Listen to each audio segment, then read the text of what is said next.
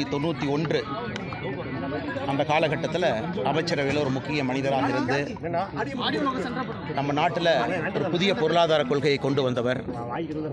அதன் பிறகு 10 ஆண்டுகள் நம்முடைய பாரத நாட்டினுடைய பிரதமராக 2004 14 வரை நம்முடைய அன்பையெல்லாம் பெற்றவர். இன்று நம்மோடு இல்லை. அவருக்கு பாரதிய ஜனதா கட்சியின் சார்பாக ஐயா டாக்டர் மன்மோகன் சிங் அவர்களுக்கு எங்களுடைய ஆழ்ந்த இரங்கல்களை தெரிவித்துக் கொள்கின்றோம். வருகின்ற நாட்களில் எப்பொழுதுமே அவர் நம்முடைய நாட்டிற்கு வகுத்து கொடுத்த பொருளாதார கொள்கையை எப்பொழுதும் நன்றியுடன் நாங்கள் நினைவு கூறுவோம். அதே நேரத்தில் அன்பு சொந்தங்களே, நாங்கள் இன்றைக்கி எடுத்திருக்கக்கூடிய இந்த போராட்டம் வருகின்ற காலத்தில் இன்னும் தீவிரப்படுத்தக்கூடிய போராட்டம் என்பது ஏதோ ஒரு தனி மனிதனை சார்ந்தோ ஒரு தனி மனிதனுக்கு ஆட்சியாளர்கள் மீது இருக்கக்கூடிய கோபத்தை காட்டவோ இந்த போராட்டம் கிடையாது. கண் முன்னால் அடுத்த தலைமுறை அழிந்து கொண்டிருப்பதை பார்த்து கொண்டிருக்கின்றோம்.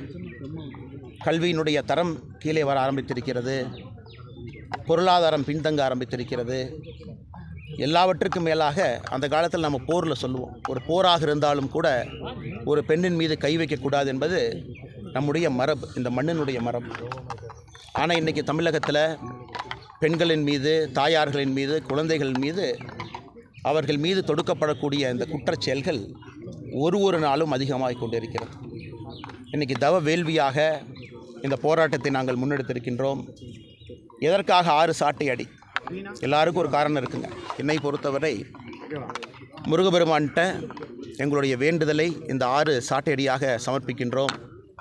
விரதம் இருக்க போகின்றோம், அரசியல் பணியை செய்ய போகின்றோம், ஆண்டவனிடம் முறையிடப் போகின்றோம். கிடைக்கின்ற எல்லா மேடையிலும் கூட திராவிட முன்னேற்ற கழகத்தை தோலுரித்து காட்டப் போகின்றோம். ஆட்சியில் 3 ஆண்டுகளாக தமிழகத்தை எவ்வளோ பின்னாடி கொண்டு போயிருக்கிறாங்க, இதெல்லாம் கூட தொடர்ந்து பேசுவோம். ஆனால் இன்றைக்கி ஏதோ ஒரு இடத்துல எனக்கு தெரியும், நான் காவல்துறையிலிருந்து வெளியே வந்த பொழுது ஒரு 10ஆம் கிளாஸ் படிக்கக்கூடிய ஒரு மாணவி, அவர் மீது தொடுக்கப்பட்ட அந்த ரேப் அண்ட் மர்டர், அதில் இறந்து போனாங்க. அன்றைக்கி நாங்கள் குற்றவாளியை கண்டுபிடித்த பிறகு அந்த சகோதரியினுடைய தாயார் என்கிட்ட கேட்டாங்க, அண்ணே நீங்கள் குற்றவாளியை பிடிச்சி கொடுத்துட்டீங்க, திரும்ப என் பொண்ணை கொடுங்க அப்படின்னு. அது ஏற்படுத்திய ஒரு தாக்கம் என்னை இங்கே என்னோட இருக்கக்கூடிய அந்த சகோதரிகளோடு இணைந்து பாரதிய ஜனதா கட்சியிலே பயணம் செய்ய வைக்க ஆரம்பித்தது. இன்றைக்கி அதே போல் ஒரு நடக்குது, அதை நாம் பார்த்து கொண்டிருக்கின்றோம். ஒரு சாதாரண அரசியல்வாதிகளைப் போல் ஏதோ பேசிட்டு நாமளும் கடந்து போயிடுறோம். அடுத்த நிகழ்வு வரும்பொழுது மறுபடியும் அதை பற்றி பேசுகிறோம். அது என்னால் பொறுத்து கொள்ள முடியவில்லை. ஒரு தாக்கத்தை அது ஏற்படுத்தி இருந்தது. அதனால் நல்லா யோசித்து தான் அந்த முடிவுக்கு வந்திருக்கிறோம். காலணியை நேற்றே கழட்டி வச்சுட்டேன். திமுக ஆட்சியிலிருந்து நகரும் வரை அந்த காலணியை நான் அணியப்போவதில்லை. இது ஒரு வேள்வியாக, தவமாக, தமிழக மக்களுக்காக இதை செய்ய வேண்டும் என்று எங்களுடைய எண்ணம். அதை செய்கின்றோம். எங்களுடைய கட்சி தலைவர்கள், தொண்டர்கள் எல்லோருக்கும் என்னுடைய அன்பான வேண்டுகோள், கடுமையாக உழையுங்க, வேலை பாருங்கள், ஃபீல்டில் இருங்க, மக்களோடு இருங்க, ஒரு மாற்றத்தை கொடுப்போம். அதே நேரத்தில் ஐயா டாக்டர் மன்மோகன் சிங் அவர்கள் இறந்த காரணத்திற்காக, இறைவனடி சேர்ந்த காரணத்திற்காக இன்று பாரதிய ஜனதா கட்சியின் சார்பாக ஏற்பாடு செய்யப்பட்டிருந்த போராட்டங்கள் எல்லாமே ஒத்திவைக்கப்பட்டிருக்கிறது. புதிய தேதி அன்றைக்கி மத்தியானத்துக்குள் அறிவிப்போம். காரணம், இந்திய அரசு 7 நாட்கள் அஃபீஷியலாக மௌனிங் சொல்லியிருக்கிறாங்க. துக்கம் அனுசரிப்பதற்காக 7 நாட்கள் சொல்லியிருக்கிறாங்க. அதை பார்த்து கொண்டு எங்களுடைய அமைப்பு பொதுச் செயலாளர் கேஷ் விநாயகம்ஜி அவர்கள் புதிய தேதி அறிவிப்பார்.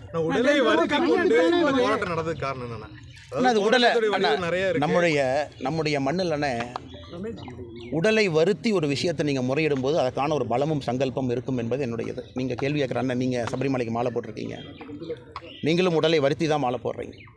எதிர்பார்ப்பு இதில் ஆண்டவன்ட்டு போய் நம்ம எதுவும் கேட்க போகிறதில்ல, நமக்கு தனிப்பட்ட முறையில் எதுவும் கேட்பதில்லை.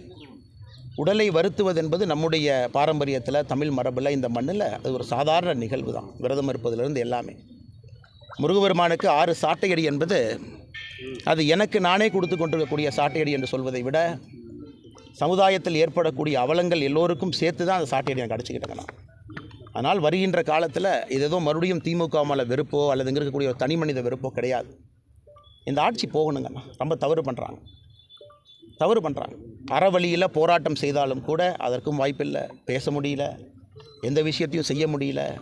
எதெடுத்தாலும் கூட அவச்சொற்கள், பழிச்சொற்கள், போட்டிக்கு போட்டியாக தரைகுறைவாக நடத்துதல், இதுதான் இன்றைக்கி 3 வருஷமாக நம்ம பார்த்துக்கிட்டு இருக்கோம். அதனால் உடலை வருத்துவது என்று நான் சொல்லவில்லை.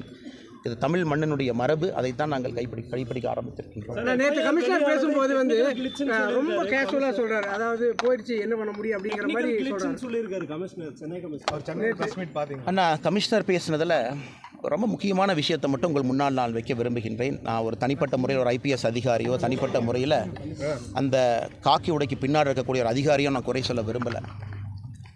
அந்த சம்பந்தப்பட்ட பெண் விக்டிம் யார் இருக்காங்களோ எங்களுடைய நடவடிக்கையின் மீது திருப்தியாக இருக்கிறாங்க அப்படின்னு ஒரு வார்த்தையை பயன்படுத்துனாங்க. அதை மட்டும் நான் திரும்ப காவல்துறையை கேட்குறேன், இந்த வார்த்தையை பயன்படுத்தலாமா? அவ்வளோ ஒரு இன்னலை சந்தித்த ஒரு பெண், அந்த கொடூரமான அந்த எஃப்ஐஆரை படித்து பார்த்தாவே கண்ணில் தண்ணி வராமல் யாரும் இங்கே இருக்க முடியாது. அவங்க காவல்துறையின் மீது திருப்தியாக இருக்கிறாங்களா? காவல்துறையின் மீது எப்படி திருப்தியாக இருந்திருப்பாங்கன்னா, இந்த கயவன் முதல் முறை செய்த பொழுதே உள்ளே அனுப்பிச்சிருந்தா திருப்தியாக இருந்திருப்பாங்க. ஏன்னா 2வது முறை இந்த குற்றம் நடந்திருக்காது. அண்ணா யூனிவர்சிட்டியில் எல்லா சிசிடிவி கேமராவும் ஃபங்க்ஷனிங்கிலிருந்து அவன் உள்ளே வராமல் இருந்தால் திருப்தி அடைஞ்சிருப்பாங்க. அதே நேரத்தில் தனிப்பட்ட முறையில் ஒரு சகோதரி, ஒரு பெண், அவருடைய நண்பரோடு தனிப்பட்ட முறையில் அவருக்கான முழு சுதந்திரம் இருக்குது. அந்த சுதந்திரத்தை யாரும் கெடுக்காமல் இருந்தால் திருப்தி அடைஞ்சிருப்பாங்க.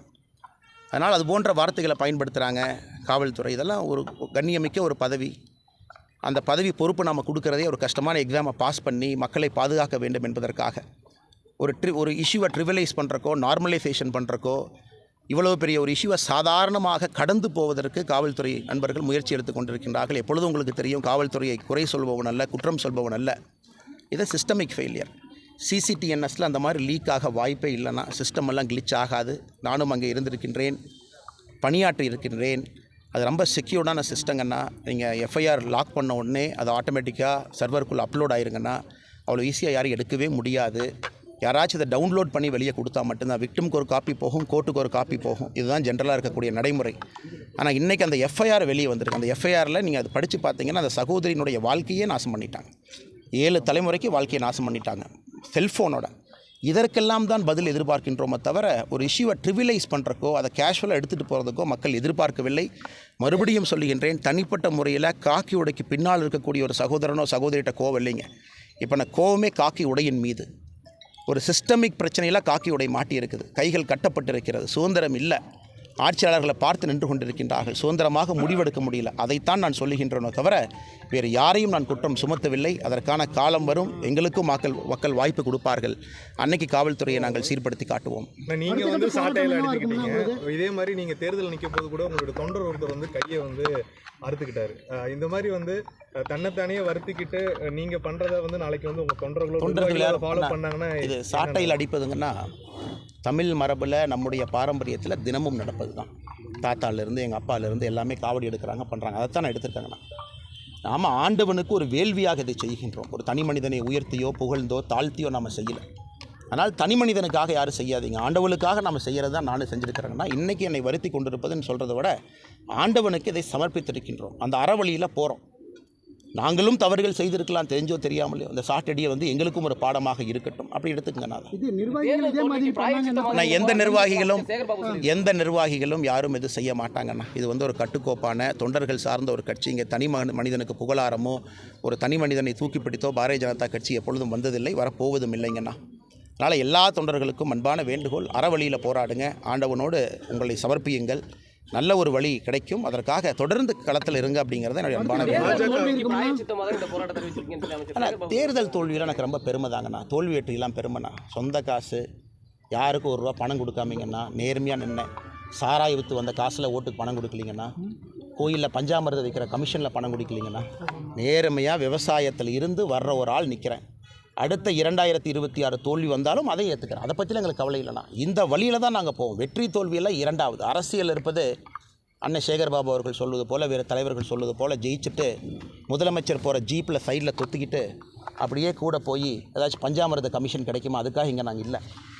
நாங்கள் இங்கே இருப்பது வெற்றி தோல்வியை தாண்டி தமிழ் சமுதாயத்தை சீர்திருத்த வேண்டும், இந்த மண் இழந்த பெருமையை நிற்க வேண்டும் என்பதற்காக. அதனால் சேகர்பாபு எனக்கு சொல்கிறேன், அடுத்த முறை இதே மாதிரி தான் நிற்பேன், பணம் கொடுக்காம தான் நிற்பேன். மறுபடியும் நீங்கள் சாராய வத்த காசெல்லாம் கொண்டு வாங்க, பணத்தை இறைங்க, 500 கோடி செலவு பண்ணுங்கள். கோயம்புத்தூர் எவ்வளோ செலவு பண்ணாலும் உங்களுக்கும் தெரியும், எனக்கும் தெரியும். வாங்க பார்த்துக்கலாம். மக்களின் மீது மட்டும்தான் நம்பிக்கையோ தவிர வேறு யாரின் மீது நம்பிக்கை இல்லை.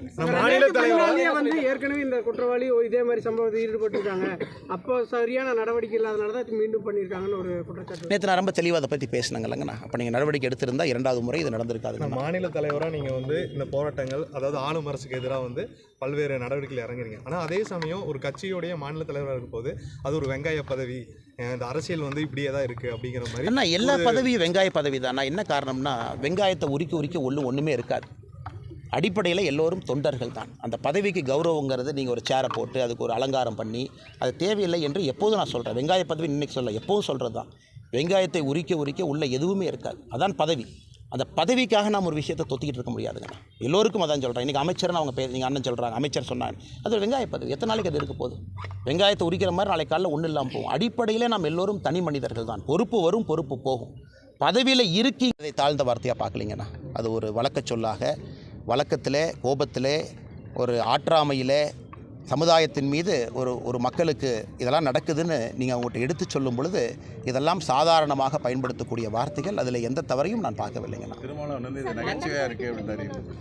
பரவாயில்லைங்கண்ணா. அண்ணன் நகைச்சுவையாக இருப்பவர்களுக்கு நகைச்சுவையாக இருக்கட்டும், சீரியஸாக இருக்கிறவங்க சீரியஸாக இருக்கட்டும். இதை இறைவனுடைய பாதையில் எடுத்துறவங்க இறைவனுடைய பாதையில் எடுத்துக்கிட்டோம். நாங்கள் யாரையும் எங்கள் பாதைக்கு வாங்கன்னு திருமாவளவன் நான் சொல்லவே இல்லையாங்கண்ணா. நாங்கள் இப்படி என்று சொல்லுகின்றோம், அவ்வளோதான். மேடம் சொல்லுங்கள் மேடம். சார், லண்டன் போயிட்டு திரும்பி வந்தோம், உங்களுக்கு ஏதோ ஆயிடுச்சு அப்படின்னு பல கட்சிகள் விமர்சனம் வைக்கிறாங்க உங்களோட. லண்டன் போயிட்டு வந்ததுக்கு அப்புறம் அண்ணாமலைக்கு ஏதோ ஆகிவிட்டதுங்கிற இன்னும் கொஞ்சம் நல்லவனாக இருக்குன்னு நினைக்கிறேன் சார். சில விஷயங்களை பரப்பி வச்சிருக்கிறாங்க. இது செருப்பு கழட்டினோடனே, ஷூ கழட்டினோடனே நான் போன சர்ச்சு தாங்கண்ணா. ஏன்னா ஸ்கெட்யூல் அது இருந்துச்சு. ஃபாதரை போய் பார்த்து கிறிஸ்மஸ் வாழ்த்துக்களை சொன்னேன். எல்லாமே ஆன்மீக அரசியலாக தான் பார்க்குறோம். நன்றிங்க. உங்க செயல்கள் சமூக வலைதளத்துல கடுமையாக விமர்சிக்கப்படுது, அதை எப்படி பார்க்குறீங்க? விமர்சனம் அதுக்கெல்லாம் இல்லை. பாராட்டுறது விமர்சனம் எல்லாம் நான் எப்பவுமே பார்க்கறது இல்லை. நான் சமூக வலைதளத்தில் போய் என்ன போடுறாங்கன்னு கேட்கறது இல்லை. இதுதான் எங்களுடைய பாதை. இந்த பாதையில் தான் நாங்கள் போக போகிறோம். இதே போல முன்னாள் ஐபிஎஸ் அதிகாரி இப்படி எல்லாம் நடந்துக்கிறாரு அப்படின்னு ஒரு இது. அதே மாதிரி லண்டன் போயிட்டு வந்தது இது மாதிரி கோவில் போகிறதுக்கு தானே? யாருங்கண்ணா கோயிலுக்கு போகிறது தப்பாங்கண்ணா? இல்லை லண்டன் போயிட்டு வந்ததுக்கப்புறம் பெசன்ட் நகர் சர்ச்சில் போய் 1.5 மணி நேரம் முழுமையாக கிறிஸ்மஸ் மாஸ் அட்டன் பண்ணேன், அது தப்பா? இல்லை நேற்று குருதுவாரா போய் அவங்களுடைய பிரார்த்தனை முழுவதுமாக அமர்ந்திருந்தோம். காரணம் 1704 கடைசி குரு கோபிந்த் சிங்கினுடைய 2 பசங்களை அவுரங்கசீப் அவர்கள் செவுத்தில் வச்சு போச்சாங்க. அதற்காக அவங்களோடு போய் அதை அனுசரிச்சுட்டு வந்தோம். அதெல்லாம் தவறா? அதனால் சொல்கிறவங்க சொல்லிட்டுங்கன்னா நம்ம பாதையில் நம்ம பயணிப்போம். நன்றிங்கண்ணா. வணக்கம்.